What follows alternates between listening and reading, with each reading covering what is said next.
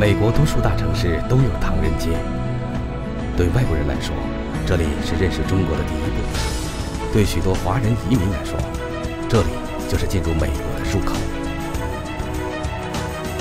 历史最悠久的旧金山唐人街，多元文化共存的洛杉矶唐人街，这是一个超越梦想的国度。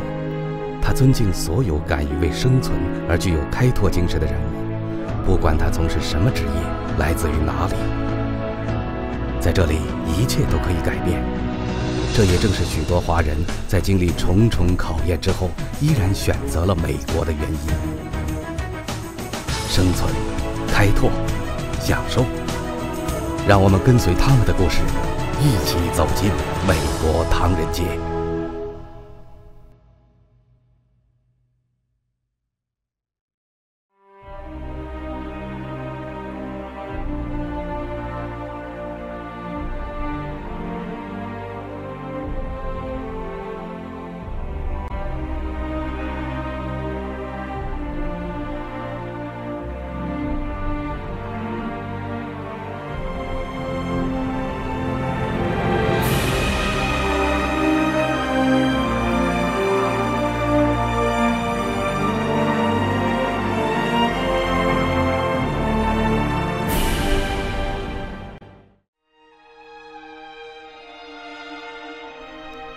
谭元元，全美3大芭蕾舞团首位华裔首席舞者。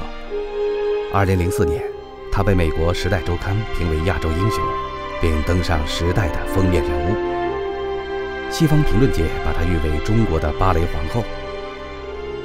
有人曾经这样评价舞台上的谭元元：她一上台就会吸引所有的视线。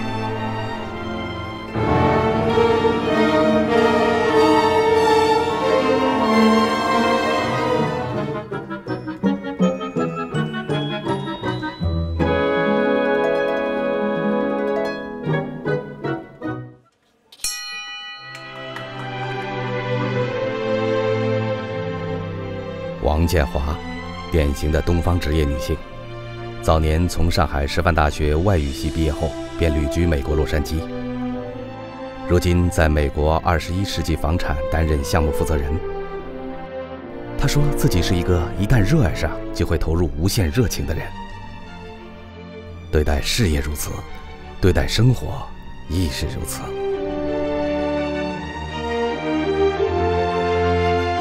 和他如此相似的还有另外一个人，先生吴其信。在美国做了10多年记者，走遍了大大小小的城市和小镇。他把自己大部分的时间放在了钟情的华人历史研究学上。在这条充满艰辛和孤独的淘金路上，也留下了许多他渴望寻找历史的足迹。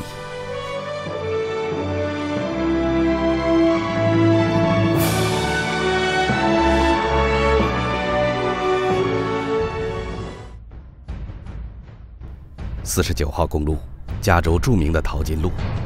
其实，在1849年时，本没有所谓的49号公路。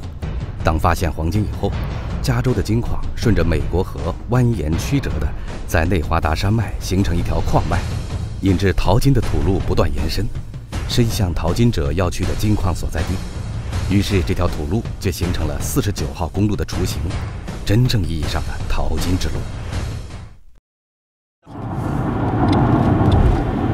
就在100多年以前，淘金的人他们要冒险要来淘金，他们从纽约东部走到我们这个地方，但是这个地方那个时候100多年以前是没有路的。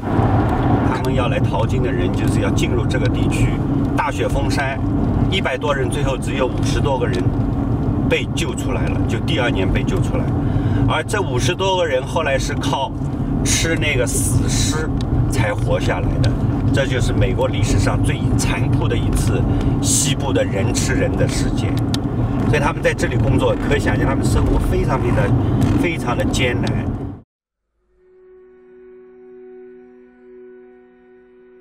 天使岛，一座在白云、飞鸟、蓝海相映下的小岛，因为美得犹如天使容颜，因而有了这个名字。然而，天师岛的历史却未如它的名字那般美丽。它所记述的其实是一部华人的屈辱史和血泪史。1848年，第一个中国人到达了美国西海岸加利福尼亚。然而，在横越海洋后，一个移民踏上美国的第一步，却是通向移民拘留所的码头。顿时，他们深陷于陌生的环境、语言、习俗以及渺茫的命运。眼看越来越多的中国人漂洋过海来这里淘金，美国国会在1882年通过了排华法案，从此开始限制从美国西海岸登陆的华人人数。1910年，天使岛开始用来囚禁那些试图进入美国的华人。据统计，大约有17.5万名中国人曾先后被关押在这里。在移民营内的一块黑色石碑上有一副对联，概括了当时华人移民的命运：别井离乡漂流寂寞屋，开天辟地创业在金门。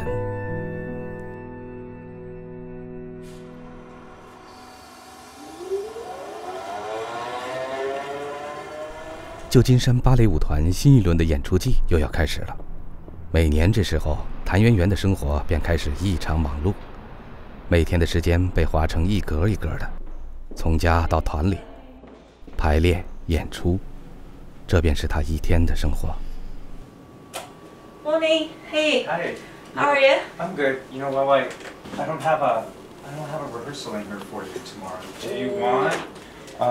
Here's a casting for tomorrow. I think where are you? You're here. Yes. To The check for tomorrow. But do I have to do also the cigarette? No just cigarette tomorrow. no cigarette tomorrow. But I will have cigarette solo Yes. tomorrow with her. Yeah. So Everything. right, 6:30 to 8 in costume, and I think that's it for the day. Yeah. Okay, that Okay. sounds pretty good. And a little work, but not too much. That's good. Yeah. All right. Right. Bye. Thank you. I'll see you later. Bye. Okay. Bye. Bye. Have a good day. See you on stage.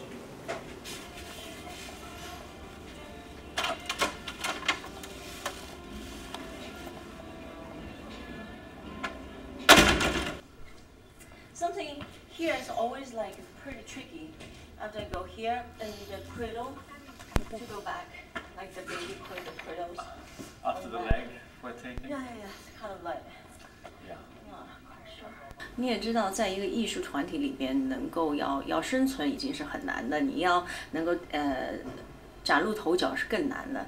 就是因为我一进团就跳了2级，那个时候我只有18岁，然后那个团长就想要签约，因为要把我留下来，所以签约我就直接签了一个独舞演员，同年龄的女孩子，包括比我年长的那些比较有经验的群舞演员、女演员呢，我说，但是都非常不服气。那我就因为就觉得看到他们看我的眼神就不同，那个时候就比较排斥。I do remember the first time I saw you, and she joined our company when she was 17, maybe. Is that right? And she did a pas de deux for us, which was very, very difficult. She had a tambourine in one hand, and she had to kick the tambourine with her toe, and it was just phenomenal. She was so young, and still not as strong as she was going to be, but you could see the determination in her right away. I mean, it was so much fun to watch this woman's progress over the years, and to see her emerge as the artist she is today. It's just been amazing.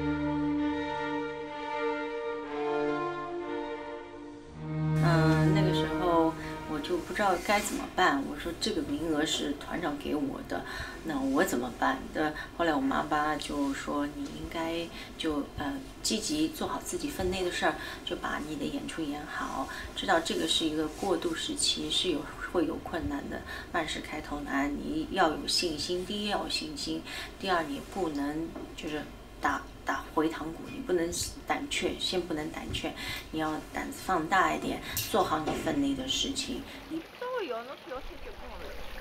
远隔重洋，父母的一通电话，就是对当时只有18岁的谭媛媛最大的安慰和鼓励。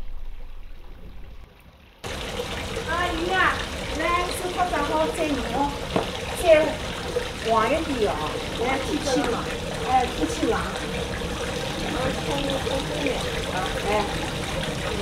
这妈妈呀，天气冷了就不多了，这个全部是绿的。这里面这个这个就比较多啊，我看。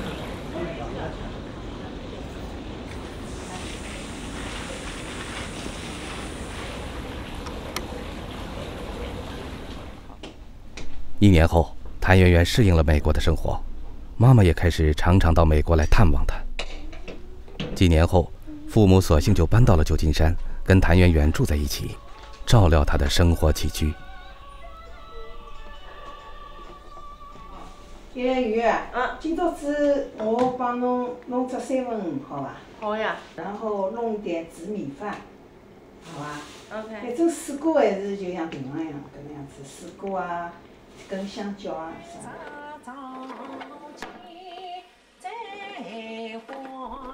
忙碌的工作之余，唱越剧是王建华最大的爱好。在王建华心中，从小就有一个越剧梦。在他的工作室里摆放着一双高靴，他说记得自己第一次穿上它时，就有一种莫名和久违的亲切。他觉得自己和越剧是真的有缘。吴继兴，吃饭喽！啊，吃饭了。好。搿只是有得辣个，搿只是勿辣个，侬吃哪里一只？两只试试。啥辰光演出？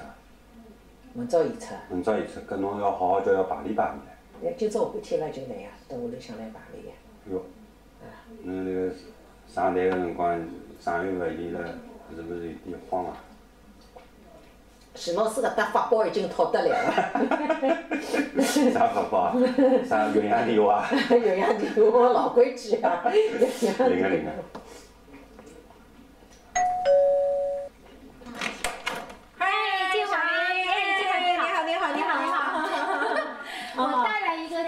新的朋友，喜欢越剧的魏芳。今天团里又来了新成员，为了每年1度的洛杉矶华人春晚，剧团又要开始忙碌起来了。然后我们这个接下来呢，有一个对我们越剧团来讲啊，我们是最早是从连连知道我们从越剧沙龙开始的，现在后来因为这个专业演员加入比较多，那么现在还在洛杉矶可以说是小有名气了啊，所以人家演出有时候会请到我们，所以这次呢，他们这个呈现有办一个春晚，他们也是第4届了，那么又请我们去参加演一个越剧。那这次演出的服装呢，就是这套我们以前有用过，对吧？是蛮漂亮的。那么现在就是有一个，就是到底要不要装袖子？有袖子呢，怎么说？感觉跟越剧比较靠近。你也不是水袖呀，怎么靠近啊？但至少不是露着大露着大膀子的话，因为这是那种古典的嘛。因为这是伴舞，不是伴越剧。对呀，等于是它后面是有伴舞，而且不是问题，这个问题这个衣服，然后你这一端上去，我就觉得好像他2个人穿一下，但你一个有袖，一个无袖，对啊。然后我们大家来一个评断就知道。你们2个穿吧。我现在越来越大了哎。好了吗？好了，我们来了。好办。来了，要袖子的啊！开好，能穿一下，感觉怎么样？把袖子可爱，把袖子让大家装袖子。我要这个装袖子，来看看，不好看。肤色很亮堂的地方全遮了。对，它的光这个等会儿哎，不要啦，不要啦，我觉得不要，你们不要看了，不能不累，还好，还是没有好，你的那个这边，我这个好，这个好，加起来反而把2条美丽的肩膀给遮了。哎呦，大概这那么粗的肩膀，大概看看，大概好看，挺性感的，哎，怎么样？这是一朵，这怎么打开呀？大不大吧？就慢慢这样子拉开，我来再来一朵。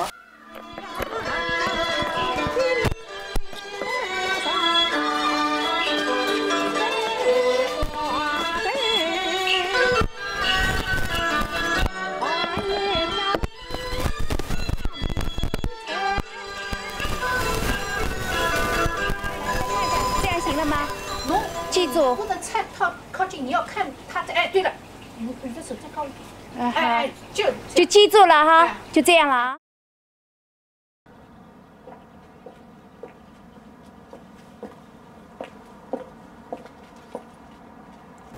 哦，搿张就对，搿张，哎，搿张。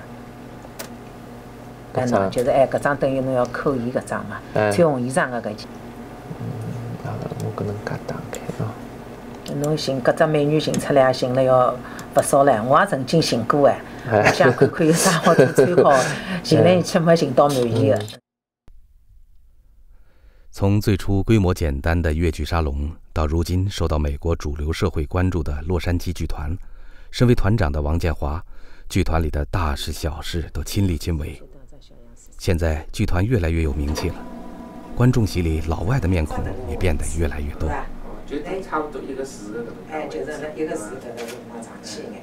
那么搿个呢，人呢，头呢往下头一眼。2000年来，随着中西文化的交融及海外华人在各地的落地生根，唐人街也正悄悄地发生着变化。这里不再是一个封闭的、与当地社会完全隔绝的小圈子，它受到西方文明和现代文明的冲击，正从社会文化的边缘慢慢走向主流。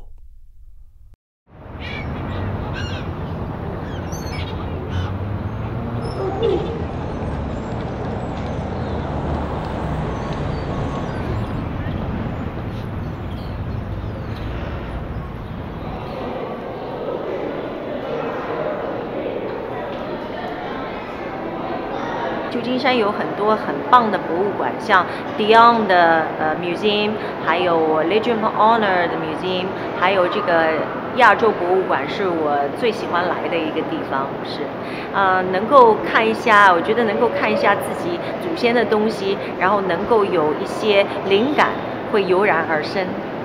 也觉得我们东方人对事物都看比较细腻，然后情感也更加丰富。那像比如说我在跳吉赛尔的时候，因为我第一次跳吉赛尔是差不多才15岁的时候，那一开始我觉得好像很难进入状况。后来老师说你要把眉头给皱起来，想些不开心的事情，然后想到黛玉葬花，我的眉头，然后内心就自然而然的很悲痛。那这一段就是表现吉赛尔变成鬼魂以后最后跟阿尔伯特他的恋人之间的最后的一段舞蹈，然后他在这段舞蹈里面为了保护他，也是好像forgive， 也是原谅了他。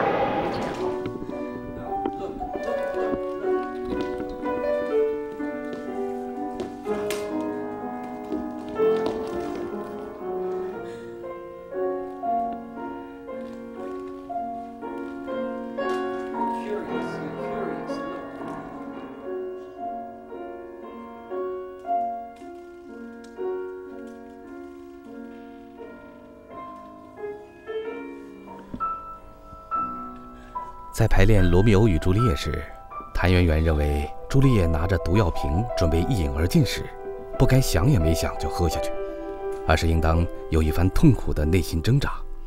于是，在表演时，谭元元加入了人物脸部和眼神的细微动作，效果非常成功。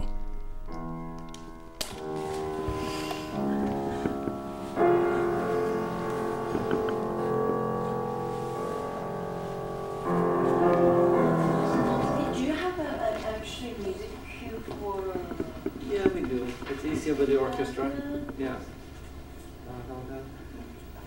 And then it's like a feel is going through, and then trying to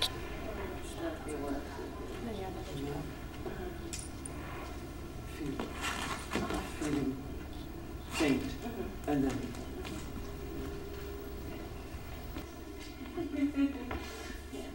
Dancers go through different stages in their careers. Like when Yuan came for the first time, she was very strong technically, and she liked to dance technical things, and she was very good at it. Then later on, that changes. Maybe you start to change and you want to do something more storytelling, or you want to tell something more dramatic. But that also comes as you mature, as more you dance, and different opportunities you get to dance those different roles. So I think for her now, at this stage of her life, I can see she is very interested in doing dramatic, full evening works. I mean, this is a normal progression for a dancer to change from when they were younger to when they have matured. So I think right now she is at a height of her dancing. 芭蕾是一项残酷的艺术，舞台上踮着脚尖轻盈旋转，在空中画出美丽的弧线。然而背后承受的常常是常人难以想象的痛苦。最能够常问到的就是啊，你的脚怎么样？因为很容易我们崴脚，或者是有脚受伤、跟腱受伤、指甲脱落，然后上面有很多老茧，然后那个大脚趾是稍稍有点变形的那一种，所以我对脚是特别要有呵护，然后每一次都会去做理疗啊、针灸啊，能够把我调整到最佳状态。成功的代价总是难以预计，尽管身体曾经承受过多少痛楚，一上舞台便半个舞步也不能少，每一秒钟都不容出错。日复一日，年复一年，谭元元付出的牺牲和努力，终于为他赢得了掌声和注目，站在了西方芭蕾舞台的最高处。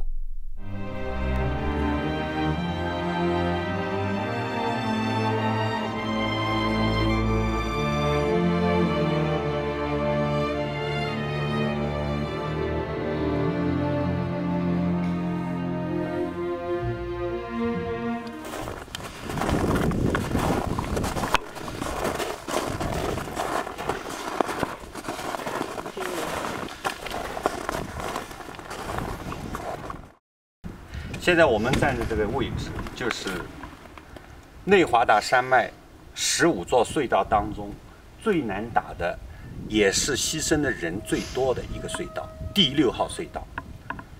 那么我们来自这个广东的这个华工呢，他们从来没有见过雪，白雪皑对他们来说是一个非常好的风景。一开始的时候，他们激动啊、开心啊、打雪仗啊、堆雪人啊，但是几天以后他们就觉得这不是一件好玩的事情，因为这个雪可以下到这么深。这个洞口呢，这个雪就是积起来的蒙，你看洞口上还有很多的冰凌。最冷的时候，在内华达山脉这个地区，零下25度。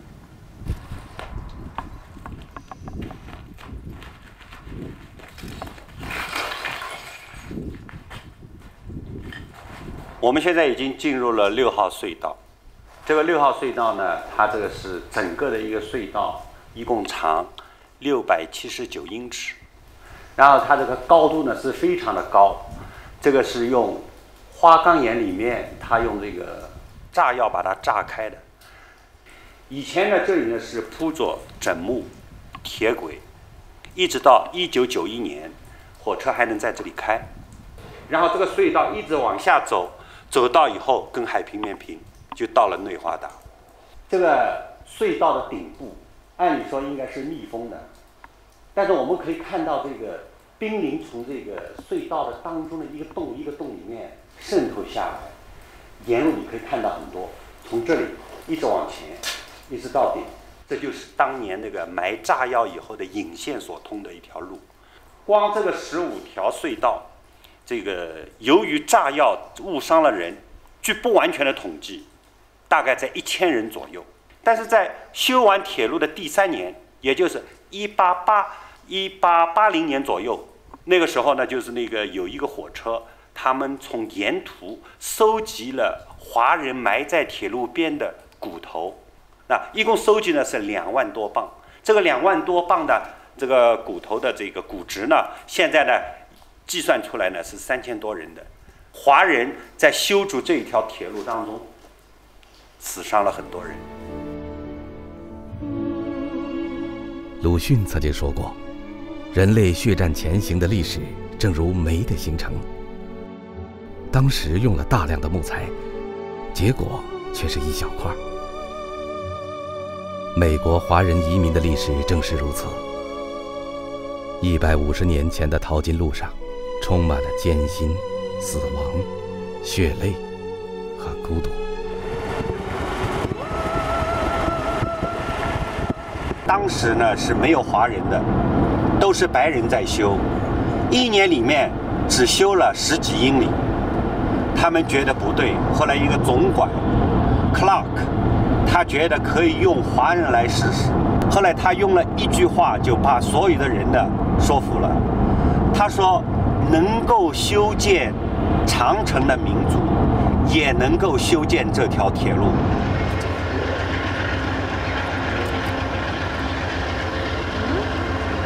现在我们来到了离那个地方大概有30几英里的 Colfax 小镇 ，COLFAX， 这个是一个人的名字，他是以前的这个美国的国会的众议长，因为他非常关心这条铁路从西到东的这个建设，特意到这里来视察和拨了款，所以呢，后来就用他的名字呢作为这个小镇的一个名字，所以叫 Colfax。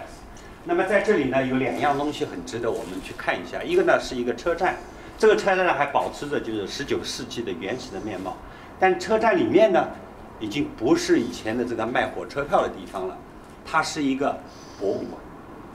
那让我们现在进去看一下，里面有些什么样的古董和文物。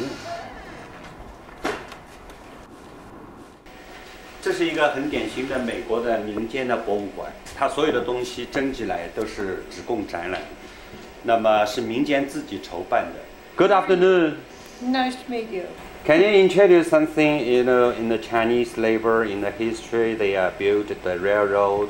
We sure can. 我很惊讶，我来过很多次，我也看了很多的美国修铁路历史的一些照片。这张照片是我第一次看到，因为它真实的就是反映了当年修 Campbell 的铁路的情况。Campbell 是一个近乎于直角的一个靠近一个河边的一个山，然后呢，它要在下面呢打出一条路来通火车，所以呢，怎么打通这条路，一直是学术界在争论的事情。这是一个道钉，这个道钉跟今天的道钉的规格是不一样的。在19世纪的时候，道钉比较短一点。那么在通车典礼的时候呢，一共有4颗非常重要的道钉，一颗呢是金子做的，纯金打造的，是加州的一个富豪捐赠；还有一个呢是内华达州捐赠，是全银的，就像这颗道钉一样；还有一颗道钉呢是半银半金。另外一颗道钉呢，是用各种各样的这个金属呢混在一起。这4个道钉呢，上面都刻着字，就是表示这个通车典礼是几月几号、几月几号等等。最后呢，是加州州长斯坦福当时把一颗金色的道钉就打进了枕木里面。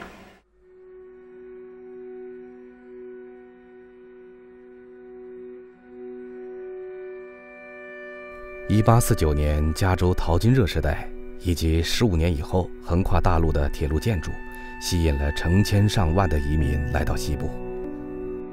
然而，对于任何一个种族来说，被排斥和驱逐出境都是活生生的可怕现实。天使岛的移民官员严格地进行关押审问，审问问题苛刻刁钻，反复多轮。华人稍一疏忽，回答错误，随时就会被遣返。激流期间变成了黑暗和恐怖的日子。直到现在，道上还存有绑小脚女人穿过的布鞋、中国象棋、算盘，以及更多让人唏嘘的中国特色物件。天师岛与外界隔绝，利于严密监控。有人受不了自尽，有人在墙上刻下诗句，以诗抒怀。今天从天师岛发现的数以百首华人诗词，正是美国排华历史的见证。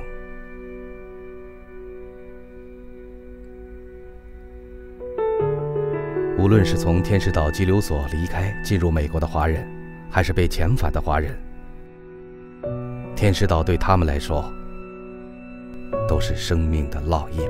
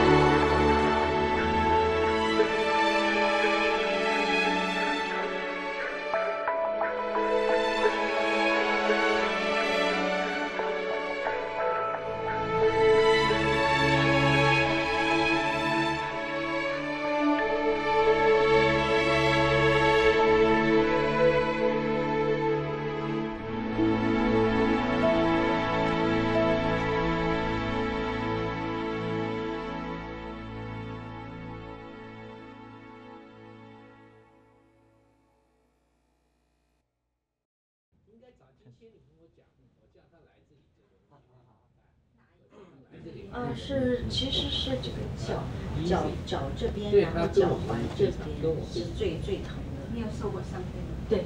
对，有时候因为这崴了好几次，然后每一次就是这边都会肿很大，因为是这样子崴的。不过这里也是因为是受伤是压迫是这边，一般对。这边也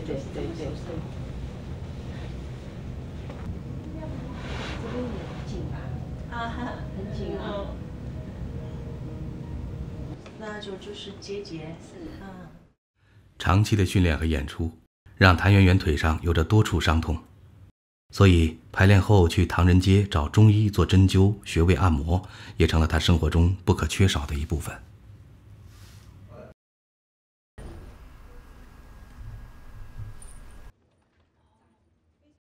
哇，什么？今天刚刚排演员？对，刚刚排来，然后就直接过来做一下治疗。因为谢谢你的关心，这个脚呢稍微好了一点，但是因为最近一直都在不停的训练，因为我们1月24号就要开始演出季的一个精品汇演了，24。行不行呢？现在就是比较好，但是累就是天气或者冷的话就比较酸呐，然后有点不舒服。有人好像，就是好像整个脚有点肿。何国杰，现任旧金山市东华医院院长，也曾任旧金山市副市长。这些天萦绕在何国杰脑海中的只有一件事：东华医院在历经100年岁月洗礼后，即将被拆除。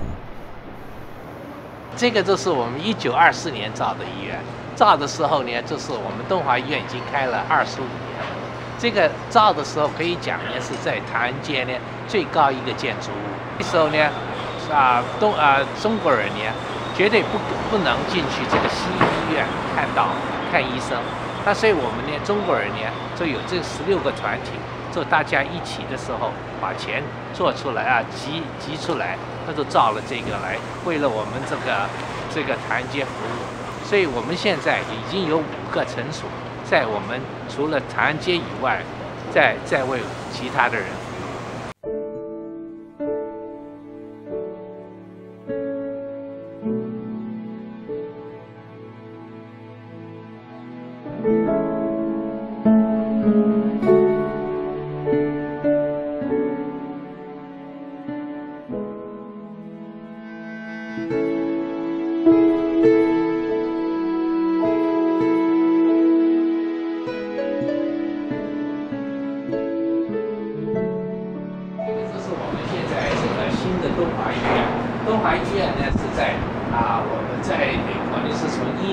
1899年已经开始，那时候呢是在唐人街。假如观众你们看呢，这个地方已经不是唐人街了。唐人街基本上呢，就在这上一个街口呢开始，这边已经是所谓我们那时候来讲呢，这个已经是外国人的地方。所以这一个诊所呢，是我们第1家现在开在唐人街以外的第一个诊所。这个诊所是不只是有西医，而且也有中医，所以这里叫东华医院中西医学门诊。今天，1年1度的美国洛杉矶华人春晚拉开帷幕了。与明星云集的晚会不同，美国洛杉矶华人春晚是当地华人华侨自发组织参与的一场大派对，坚持着自创和草根的原则。慢慢的成为了一张海外宣传中国文化的名片。此时此刻，王建华和他的团友们正在后台做着最后的准备。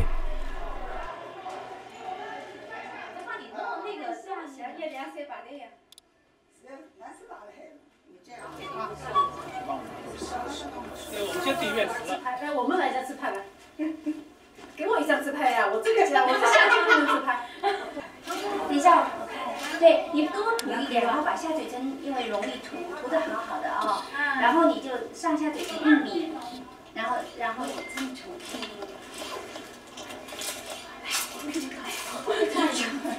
大的小的。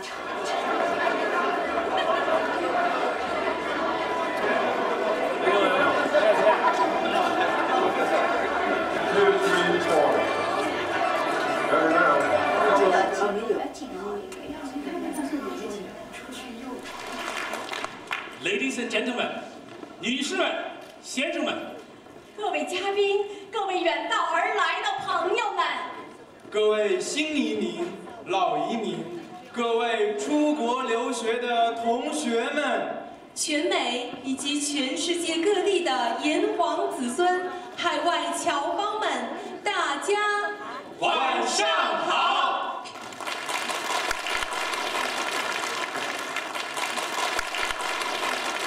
请您欣赏越剧《金玉良缘》。请欣赏。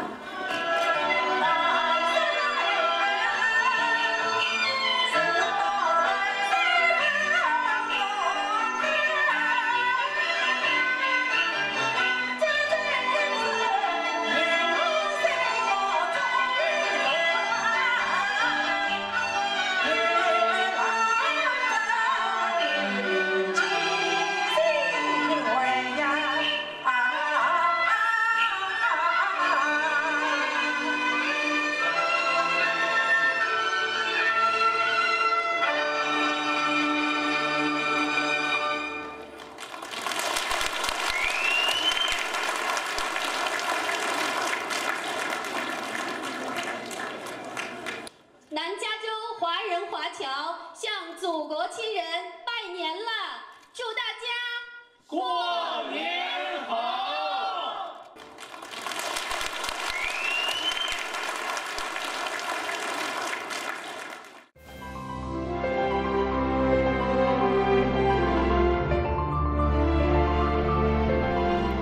随着中国的崛起，那些曾是几代中国移民物质精神家园的唐人街，经历了100余年时光的淘洗。如今，新的华人移民早已比他们的前辈们更少依赖唐人街。老旧的街区也只是偶尔成为新移民追寻乡土回忆的乐园。而与那些曾在唐人街终老一生的华人移民一样，老街不朽，他们只是退出舞台，留住昔日的历史和梦想，让更多的中国人走出唐人街。